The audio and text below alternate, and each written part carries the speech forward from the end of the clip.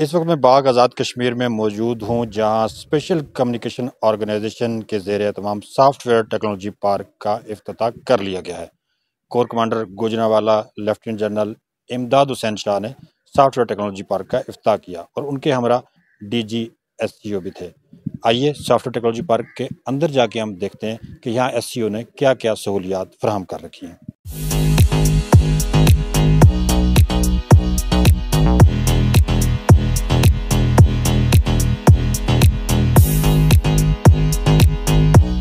آج کی تاریخ میں ہم تقریباً آزاد جموں کشمیر اور گلگت بلتستان میں 49 کے قریب سافٹ ویئر ٹیکنالوجی پارکس اور free lancing hub across Gilgit Baltistan and Azad Jammu and Kashmir establish کر چکے ہیں اور الحمدللہ تمام کے تمام بڑی کامیابی کے ساتھ چل رہے ہیں۔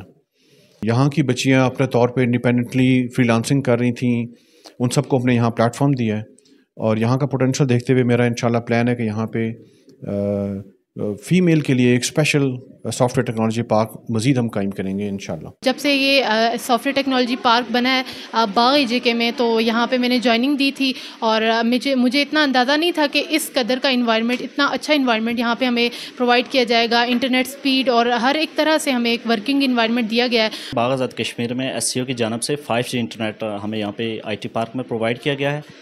جی اس کے ساتھ ساتھ 24/7 ہمیں انٹرنیٹ اور الیکٹرسٹی کی فیسلٹی ہے، جو کہ اسپیشلی فری لانسر اور جن کی بھی آئی ٹی ریلیٹڈ فیلڈ ہے ان کے لیے بہت بینیفیشری ہے۔ سافٹ ویئر ٹیکنالوجی پارک کے افتتاح کے بعد corps commander Gujranwala lieutenant general امداد حسین شاہ گورنمنٹ کالج کے ہال میں گئے اور وہاں طلباء و طالبات اور اساتذہ سے خطاب کیا۔